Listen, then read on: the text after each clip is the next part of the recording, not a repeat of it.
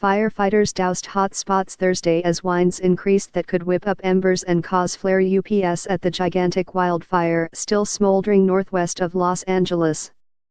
Crews were in place to once again to provide structure protection above Montecito and other hillside communities in Santa Barbara County, where the last round of heavy gusts revived the flames and forced new evacuations last weekend.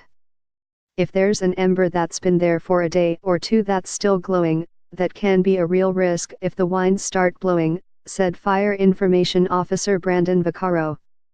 In neighboring Ventura County, firefighters attacked a stubborn section of the blaze from the air because terrain near the agricultural city of Fillmore was too rugged to get ground crews in.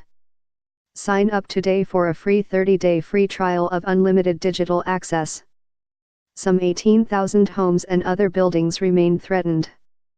The Thomas Fire, which began December 4, is responsible for 2 deaths, has destroyed at least 750 homes, and has burned about 425 square miles, 1,100 square kilometers.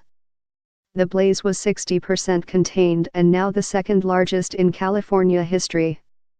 Officials said the new winds could cause it to grow into the state's biggest fire ever. Firefighters used 3 days of calm conditions to bulldoze containment lines and set controlled fires to clear dry brush. Some residents watched from afar at hotels and evacuation centers, while others are waiting in their homes and hoping for the best. Katie and Bob Zappala have stayed in their home in Santa Barbara, about 100 miles, 160 kilometers, northwest of Los Angeles, despite an evacuation order that's been in place since Saturday.